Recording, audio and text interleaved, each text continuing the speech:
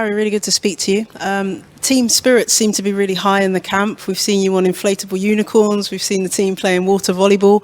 Is it all as fun as it seems? Yeah, of course. Obviously, we're a tight group, a lot of togetherness, spirit. And yeah, when you're winning football matches, it always brings the spirit up, and we're in a good place. Obviously, a great result the other night, and now full focused on the next game, and we'll be ready. Defensively, England have been so good. Record now 7 clean sheets consecutively. How has that happened, and what do you make of how defensively solid England have been? Yeah, it's a real plus for us. 7 clean sheets is remarkable. It's not just us defenders and a goalkeeper. It comes from a team. It comes from a base. It comes from a foundation from the forwards lads pressing the ball and working tirelessly. And obviously the minor details make the big details. So set plays, we've been solid, and of course it's a big plus. The most important thing is winning games, and keeping clean sheets enables us to do that. Looking back at the last game against Denmark in the Nations League, how do you look back on that time when England lost and you got sent off, and perhaps you weren't having your most, I suppose, brilliant time on and off the pitch? How do you look back on that and the support network that you had in place? Yeah, great support around me. I have great family, I have great friends, a great club as well who's helped me along the way as well. So I look back at, obviously, it was a challenging time. I think every international player has been through ups and downs in the career. That's part and parcel of being a footballer. So yeah, it was a challenging time, but I'm proud of the way that I handled it and the way that I come through it. And now I'm in a positive place, and yeah, everything's good at the moment, and long may it continue. Is it extra motivation because you lost last time out and because you got sent off? Not that you need any motivation in the semi-final of a European Championships, of course. Yeah, I wouldn't say it's extra motivation because of that. I think the motivation's there. It's a semi-final of a European Championship. The semi-final of losing at the World Cup hurt a lot, so we need to make sure when it comes on Wednesday night that we get a positive feeling rather than the one that we got against Croatia. Just a word on the fans, because you enjoyed Euro 2016 as a fan, so you're aware of what it means to the supporters when an England team delivers. Are you aware of the Euro fever that's gripping the country at the moment, or have you been able to keep yourself inside your bubble? No, of course we're aware of it. It's brilliant to see. That's what social media should be there for, and that's what it's there for at the moment. We see all the positive vibes and the videos going around, and yeah, like I say, it's a great atmosphere to be involved in, and winning football matches enables that. But yeah, we're on this journey together. Us players, staff, fans, we're all in this together. We all want the same thing. We want to win football matches, and we want to go as far as we can. And at the moment, everything's good. There seems to be a quiet confidence about this England side, like they truly believe that winning this competition is possible. How has that happened? I think through the hard work since our defeat to Croatia. Every game that we've played, we've tried to improve on. Every game in this tournament, we feel like we're improving, we're getting better. I think we can still get better, and I think we will do. But yeah, I think the belief's there. We have a great group, exceptional talent, and some great leaders and some great experience too. So it's a good mixture, but we're not getting carried away. We've got a lot to do and a lot to improve on. And just finally, a note on the fact that there's so many Manchester United players already in this England side. Another one has just been added in Jadon Sancho. Did you have to try and convince him to sign for Manchester United, and what do you make of that signing? Yeah, first and foremost, Jadon's a top player, exceptional talent, a young lad with a lot of experience, and his numbers speak for itself, what he's done over in Germany. So, no, he's a great player. I don't think it's a done deal yet. We can't confirm he's a Manchester United player. I know it's close, but it's still a Dortmund player as it stands. So, but no, of course, it's exciting times ahead, and hopefully we get it across the line. Good luck for the match. Thank you very much. Thank you. Thanks, Jess. And we'll now jump onto Zoom with a question from Dan Kilpatrick from The Standard. Hey, Harry. Hello. Can I just ask you about Chris Powell? He's been getting some love on social media for his goal celebrations. He seems like a really kind of positive character in the camp. Can you offer some insight into what Chris is like? No, Chris has been brilliant around the camp. I think positive energy. I think in these camps, some days when waiting for games and things in between games, you can do with that positive vibe and energy around the place, and he brings that. He's been brilliant as a coach, but also off the field as well. And yeah, I think I've seen his goal celebrations, and he's really enjoying them. But I think you all need to remember that we're all huge England fans, and whether we're sat on the bench coaching or sat in the stand, not involved in the team, but we're still massive England fans, and we all want to win football matches. Thanks, Dan. Thanks. We'll go back in the room to Ollie Foster, BBC. Hi there, Harry. You're saying you're not in a bubble. You're aware of the excitement as we go into the final stretch. You see it everywhere, repeated from former players, pundits. England will never have a better chance. Do you take that on board? Do you believe that as well? No, I don't take that on board. I think England in the past have had great chances, but we're focused on ourselves. I think the mentality of this group is that we demand a lot from each other. We demand to win football matches, and we just focus on each game as it comes. But I think in the past we've had great chances, and the outcome hasn't been great. So no, like I say, every game that we play is a tough game at this level. You need to perform to your highest to make sure that it gives you the possibility of winning the football match, and at the moment we're doing that. And like I say, every game we take as it comes, and we need to make sure we perform well. You talk about the hurt from 2018, the semi-final defeat there. Do you feel that this group is in a better place? Do you feel the same kind of vibes throughout the group going into this game? Yeah, I think we're in a lot better place than what we was. I think the experience of that we would have learnt from it, and also the experience of the games in between as well. For example, the Nations League. So we've had a lot of big games in that period to improve on. A lot of time spent together in terms of on the training pitch and friendlies and qualifiers. So every game that we play together, we feel like we're going to improve. I think you've seen this tournament during the games that from the first to the Ukraine game, there's been a lot of difference in terms of the principles that we're demanding from each other. And yeah, I think of course we're in a better place now, but like I say, we've still got a long way to go. Some exciting new faces in this squad. When you look at the introduction of Phil Foden, Jadon Sancho, Jack Grealish is getting a look in, but the core of this team was the one that was in Moscow. You got Jordan Pickford, John Stones alongside you, Kyle Walker, Raheem Sterling, Jordan Henderson's still about, and Harry Kane as well. So do you feel that sort of spine of the team has developed over the last 3 years into what it is now? Yeah, definitely. I think in a team you've got to build it on balance and a great mixture. I feel like at the moment we've got obviously the young exceptional talents that we've got in this country is great to see, and they're all going to have wonderful careers. So no, I think it's important that we keep the spine and the experience and the leaders in the group, and at the moment the balance seems to be good. And yeah, I think we're all going in the same direction. We all want the same thing, and that's to win football matches and do our best to win the tournament. How do you think Gareth Southgate has developed as a manager over the last 3 years? Well, ever since I've made my England debut, I think Gareth's been brilliant for this team. He probably sits here and gives us all the plaudits, us players, but we appreciate the job that he's doing and the way that he sets us up and his man management skills. So no, I can't speak highly enough of Gareth and his coaching staff and the way that he's gone about his business over the last 4 years. I mean, he's spoken about the work that he puts in, the late nights, doing every bit of analysis on the opponent. There must be just absolute trust that however he sets you up on Wednesday night is going to be the right way. Yeah, of course. I think he's proven that over the last few years now that as an England manager, it's always hard to please everyone, especially the public, in terms of the way that he sets up and the team selection. But we trust him that whatever team he picks or whatever style of play he wants to go with, it's the best one for the job. And finally, Denmark, let's be honest, if England weren't still this far, we'd all be Denmark fans, wouldn't we? I mean, their story over the past few weeks has been horrific to begin with, and then incredible and inspiring. They are highly motivated on this emotional journey that they're on. Yeah, definitely. It's been really inspiring, their journey.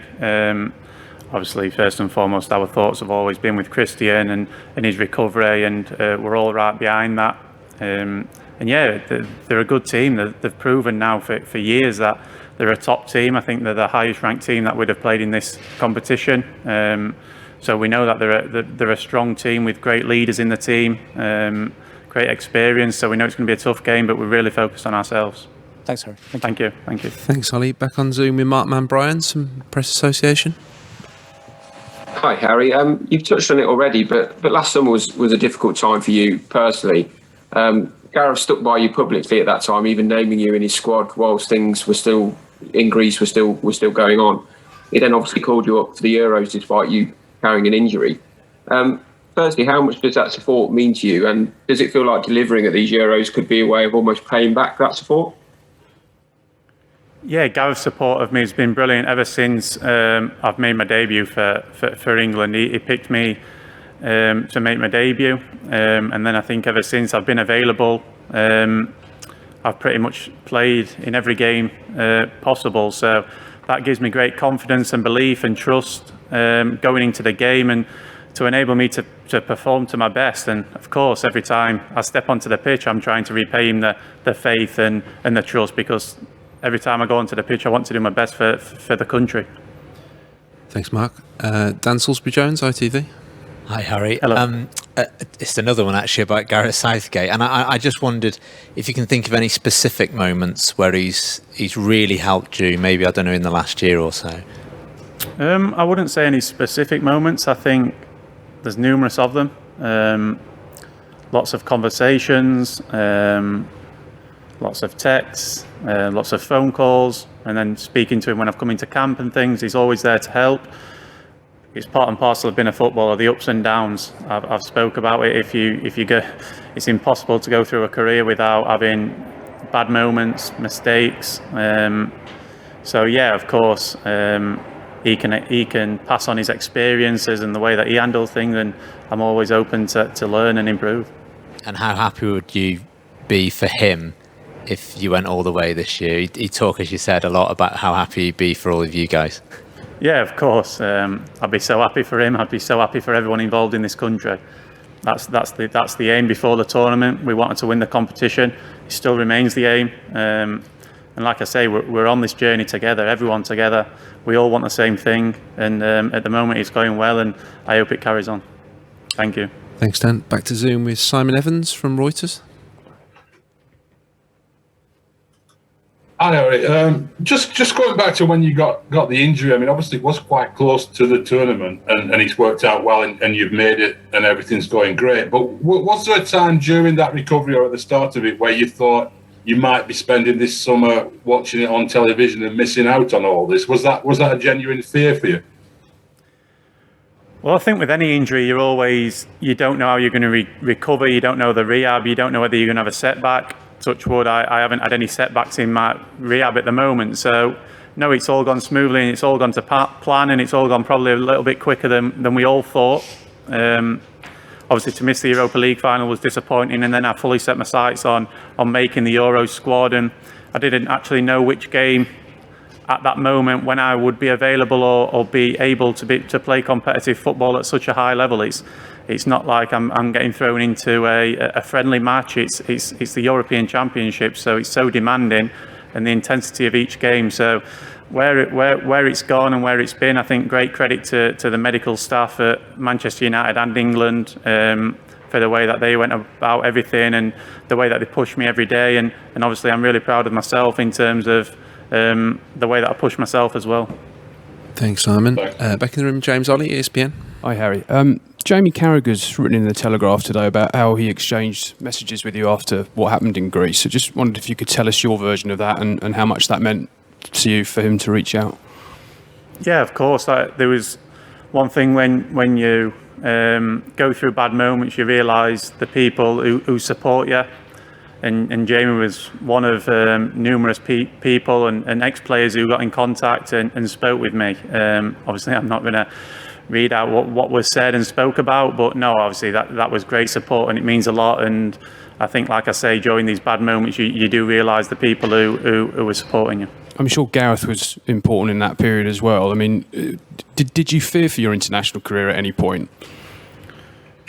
No, I never felt for my international career. I always felt like I had something to bring and something to offer, and I knew, without getting into too much detail of what went off in the summer, I knew where I stood on behalf of that. So I always knew what went off.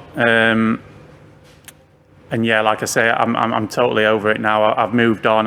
It was a tough time for sure, but I've moved on. And just finally on Gareth, you spoke glowingly about him. The FA's chief executive, Mark Bullingham, is talking about offering him a new contract beyond 2022. Presumably, the players would like to see him sign that. Yeah, of course. We've all, well, I can only speak on behalf of myself, but I'm sure everyone as well is so happy with in terms of coming to the England camps and the way that he's made it so enjoyable for everyone, and obviously winning football matches over the last 3 years has really helped that along as well. So no, I like I say, I can't speak highly enough of Gareth and what he's done for myself personally, and the trust and faith that he's put in me. Thanks, good luck. Thank you. Thanks, James. Plenty of hands raised on Zoom, so we'll go next to Murad Ahmed from the FT. Hi, Harry. So just wanted to ask about preparation. A lot of the other players have spoken about how well prepared they feel they are, and some of this is kind of cutting edge stuff. You're doing breathing techniques after games. You've got psychologists on hand and open door policy. I was hoping that you might give us some insight of what the preparation was like, say, before the Ukraine game. What do you go through reams of video? How do you get ready so that you kind of know what to expect when you get to the games? Well, I'd say one thing is that everyone prepares in a different way. Some people like more video, some people like more meetings, some people like to study the opposition and opponents, and some people like to be left alone and really focus on themselves. So listen, we're in an hotel for the majority of the day, so if you don't prepare well, you're doing something wrong. Recovery, pool, massage, analysis, it's all there for us. We have great staff here at England, so yeah, we have everything to help us improve, everything to make us prepared, and like I say, we're in an hotel from morning to night, so you have plenty of time on your hands to do those things. Thanks, Murad. I'll go back in the room to Rob Harris. Hi there. Good luck for Wednesday. Thank you. You must have found it pretty miserable at times watching England growing up as a fan. How do you sort of reflect on that period then when England didn't really achieve much, and the fact being part of these runs to the semi-finals now, and what you think has helped to transform it all? Yeah, I think first and foremost, back-to-back semi-finals in major tournaments is a great achievement. I spoke about this the other night. It's a great achievement from us, but at the moment we're sat here and we want to go further. That's our main. That's our mentality. That's our focus. During the past, I don't really look back and think of the miserable times. I look back and watching England, and it was great times during my childhood. Obviously some disappointing nights, but when I look back and supporting and following my country, it's great. It's always been great times because I'm there watching my idols, watching people who I looked up to when I was a young kid, and putting the England shirt on with my brothers and playing in the garden. So no, it's always been good memories when I look back, and obviously some disappointing ones in there, but when I look back, it's always been fond memories. Thanks, Rob. Back online to Mike Minay from BBC Radio Manchester. Hi, Harry. Hello. As well. Best luck for Wednesday, of course. Can I just ask you about your Manchester United teammate, Luke Shaw? A great return to form for him this year for club and country. You play alongside him for club and country. What have you noticed and the difference within him this year that's made him so stand out? Yeah, I think first and foremost, his ability has always been there. He has great ability. He has every attribute to be one of the best left backs in the world. I'd probably say the main difference I feel within Luke is his mentality in terms of pushing himself and really the demands that he's putting on himself now to not just be a 6 out of 10 each and every game, not play comfortable. To go and really push on and be himself and go and push himself to be the best player on the pitch, because there's no reason why he can't do that with all the attributes and ability that he has. Thanks, Mike. Next to Carrie Brown, BeanymanSports. Hi, Harry. Hello. We're talking about you travelling as a fan during the last Euros. How much is there a sense that you would just actually love to be in the crowd when you're scoring goals with this side? Yeah, I think when you see all the videos and the atmosphere that it creates, and all my family and my friends, obviously they weren't in the stadium the other day, so they had a party back in Sheffield. So yeah, it was. It's always great following your country. It's always. I had a great time in France. I know the memories of the results wasn't great, but for me to be out there with the fans and the passion, and for me to realise how much it means to actually everyone, it was great memories for myself and a fantastic holiday. I think a few of us probably bumped into your brothers and your mates on tour in Russia when you were in camp, and I think Vardy's got a lot of the credit for the Slabhead nickname, but I think it goes back a bit further than that. Who's responsible and to blame? And I know you're a Manchester United world-renowned star now, but is it even strange that you've got Italian studios trying to understand what the Slabhead title means and talking about it? No, I think it actually does originate from Vardy, and from Russia. I think he said it in an interview once, so he's just caught on from there. I can't say I've seen the Italians' news reports, so I don't know what was said or what's been said on that behalf. Thanks, Kerry. Next, go to Paul Hayward. Harry, there's obviously an intense kind of pressure with semi-finals. It's because you're so close and yet so far. Different type of pressure kicks in. I mean, the team is playing better and better, but you know what it's like to go out at the semi-final stage. So do you have are you going to adjust your thinking, your strategy as a team to cope with that very different pressure against Denmark on Wednesday? My mentality will be the same. My mentality going into the game will be win the football match. We'll probably have a little bit more belief going into the Denmark game than what we did in the Croatia game. It was a lot of, we hadn't been to a semi-final in so long as a country, so the belief wasn't there. I'm sure the fans are believing more now. But as players, of course, and staff and everyone involved in the bubble, we're all believing as well, and we have great belief. But we've got to focus on ourselves. Like I say, we've got to focus on a performance. We can't look after the result. Football's decided on big moments, but one thing that we can do is make sure that come on that semi-final, we perform to our best of our ability, and we give absolute everything. Thanks, Paul. We'll take one last question. It's live section. That'll be from Alex Crook, TalkSport. Hi, Harry. Hello. Wanted to ask you about Kasper Schmeichel, obviously somebody that you know well and somebody who's earned a lot of praise in this tournament for the character that he showed after the tragic events in the first game for Denmark, but as a goalkeeper as well. Is he going to be a big part of Denmark trying to succeed against you?